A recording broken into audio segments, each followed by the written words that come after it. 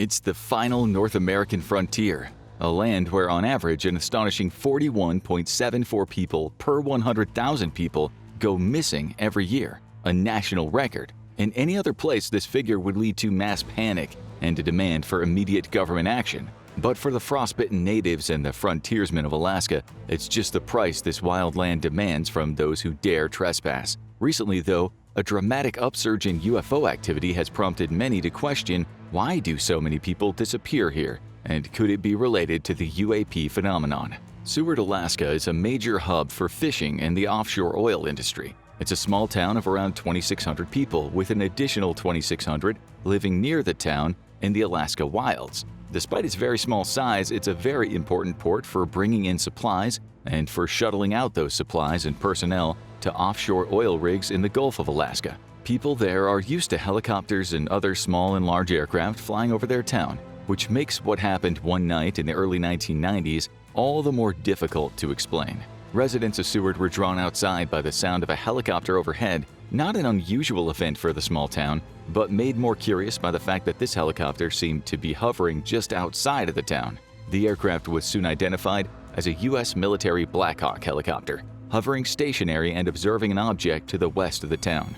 The object itself was hard to miss, described as approximately 600 feet across, a massive silver-gray disc hovering just a few hundred feet above a nearby forest. The skin of the craft appeared to be metallic, grayish and silverish, which at times made it difficult to spot against the overcast sky. On the underside of the craft protruded what was described as a crystal-like object, which itself seemed to emit red, blue, and white streaks of light. The object hovered in place for over an hour before disappearing, prompting hundreds of callers to phone into their local radio station, KSRM Radio 92. But the object that had hovered stationary and directly been observed for over an hour appeared to have not been alone, with some callers reporting having spotted strange and anomalously moving lights over the Cook Inlet, their light reflecting off the water indicating very low flight elevation.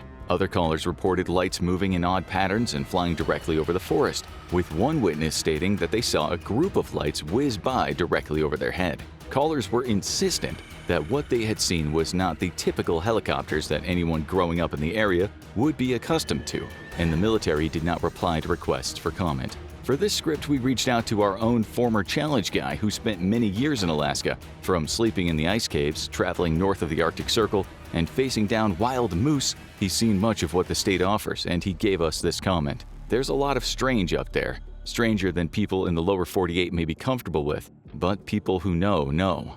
After refusing to elaborate further, we turned our attention to Alaska's UFO history. Turns out the last frontier was home to UFO sightings even before the Kenneth Arnold sighting of 1947 kicked off the UFO phenomenon in public discourse. Tales of strange lights in the skies, performing incredible maneuvers, or even visitors from other worlds can be found in the native lore, and some of it shockingly similar to modern-day accounts of UFOs and the abduction phenomenon. Jonathan Young, an academic and a curator at the Joseph Campbell Archives, had studied Native Alaskan lore, which contains tantalizing possible evidence of alien visitation. Some Alaskan tribes, according to him, tell tales of their ancestors having met and interacted with individuals they called star people, who came from other stars in the night sky. It's difficult to call any of these native tales hard evidence, though, given other fantastical elements in much of the lore, though the frequent occurrence of events and things in native stories that so closely resemble the UAP phenomenon today is hard to discount.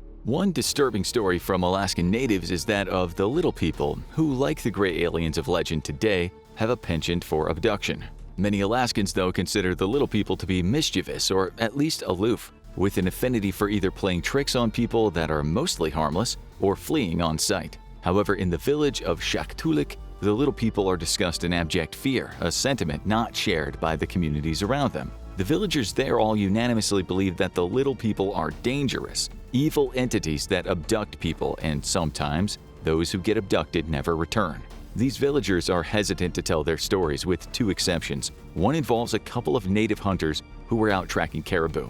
The men rode out into the bush on their four-wheelers, but eventually left the machines behind so as to not spook their prey. Tracking a local herd, the duo took cover behind rocks on one end of the valley, with the caribou grazing peacefully below, and prepared for their final approach and kill. However, looking through binoculars, one of the hunters spotted 3 other hunters on the far end of the valley, away from the herd. It was clear that they had brought down a truly massive caribou, and they were in the process of cleaning it. Looking through his high-powered rifle scope, the man's partner spotted the truth.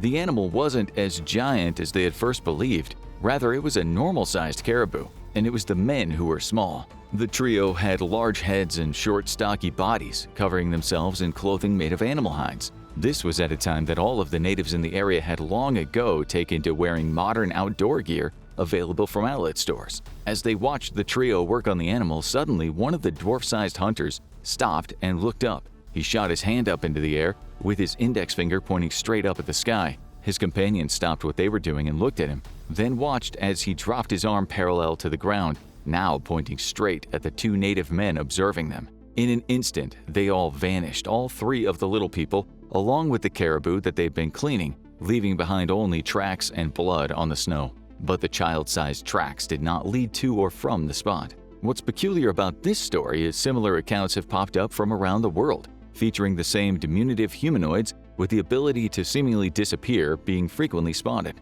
However, some have speculated that these individuals are not, in fact, disappearing, merely having a psychological effect on the witnesses similar to that reported by many UFO witnesses. In essence, they're only making it seem as if they are disappearing in the observer's mind. Many UAP witnesses have recounted strange events, such as missing time, or describing an object in one way only to look at a photo or video that they took of the object and be perplexed as it appears in a completely different way in their media. Whether on purpose or perhaps as a side effect of the phenomenon itself, the ability to affect a witness psychologically seems to be both a part of Alaska's little people and the UAP phenomenon.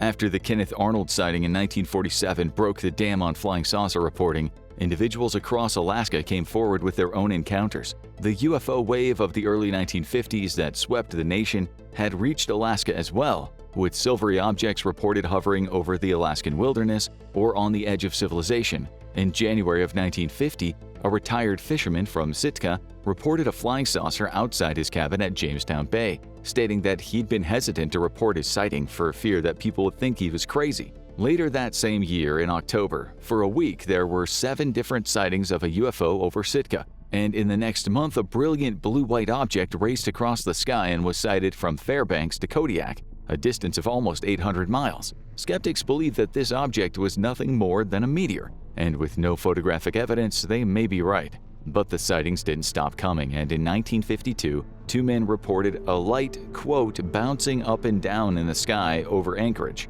A year later, 3 women watched a saucer-shaped object pass over the town of Eklutna 20 miles away. According to the women, the UFO seemed to pass over the town almost as if searching for something, before racing away into the distance. It's easy to discount these sightings as they come from decades ago and from witnesses who are now long dead. However, it becomes harder to do so when those same sightings continue being reported years later and by credible witnesses. In March of 1987, the Alaskan National Guard was forced to address an event that led to 4 different guardsmen across western Alaska, all reporting a brightly lit UFO flying across the sky. Occurring between 11:50 p.m. and midnight, the object was spotted by 17 additional civilians from villages near the National Guard locations. The skeptics at first discounted the sighting as a satellite falling out of orbit, but upon being contacted, Captain Brian Holt of the U.S. Air Force and Public Affairs Officer at NORAD confirmed there had been no satellites re-entering the atmosphere on that night.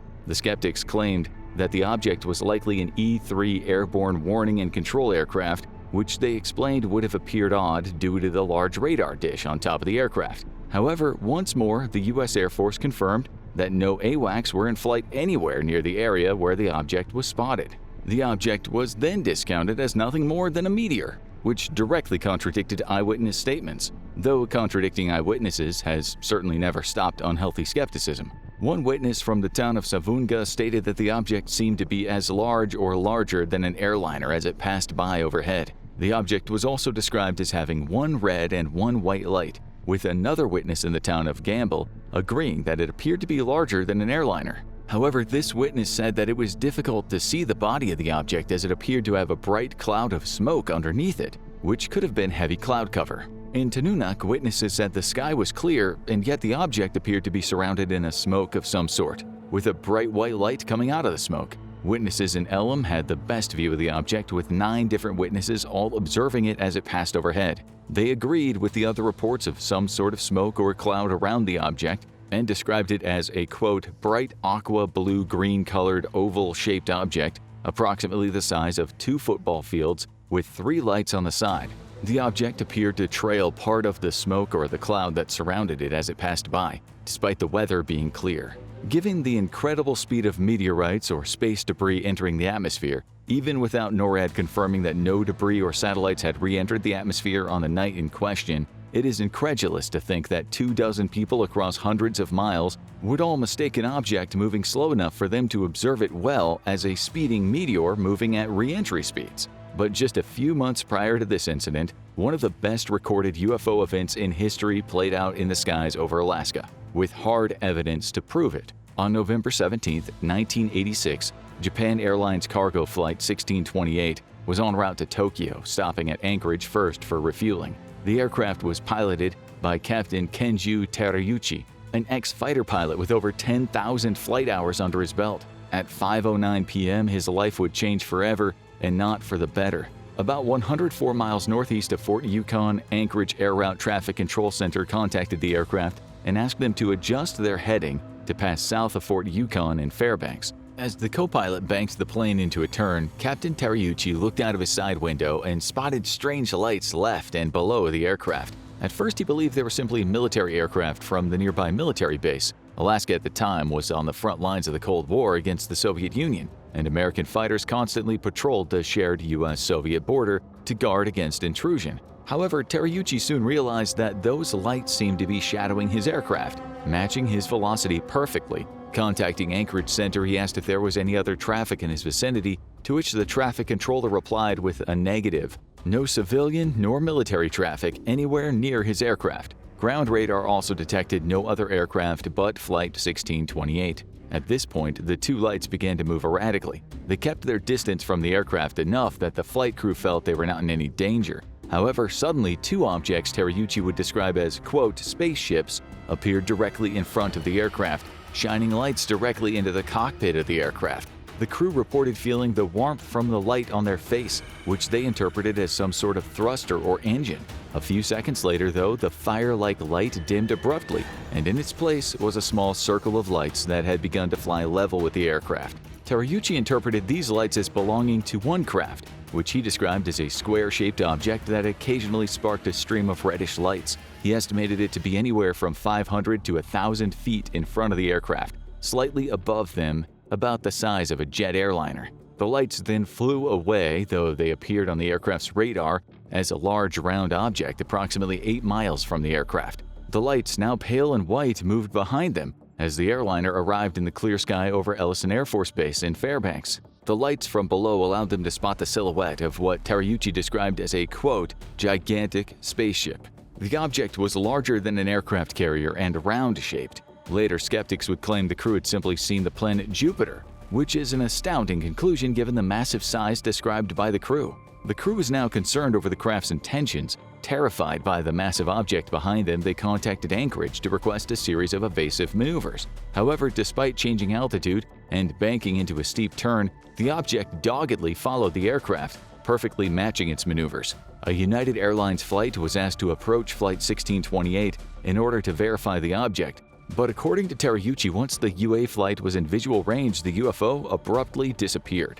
The incident quickly made headlines, but would have remained another anecdotal account were it not for John Callahan. At the time, Callahan was an FAA division chief of the Accidents and Investigations branch in Washington, D.C. Remember this next time a skeptic tells you a witness or whistleblower is not credible enough. A week after the incident, Callahan was contacted by the Alaska FAA office, which at the time was inundated with media requests for information regarding the event. Callahan was quickly briefed on the 30-minute chase by the UFO and ordered that all of the radar and radio tapes be sent to his location for review. The military, however, refused to hand over its radar tapes, a problem for the investigation as they had the superior radar system. Callahan ordered his technicians to splice together the radar and audio tapes so they could listen to the event and watch the radar in real time. While the military had not made its own radar tapes available, they had the recording of the military radar operators' transmissions, which clearly revealed that they had, in fact,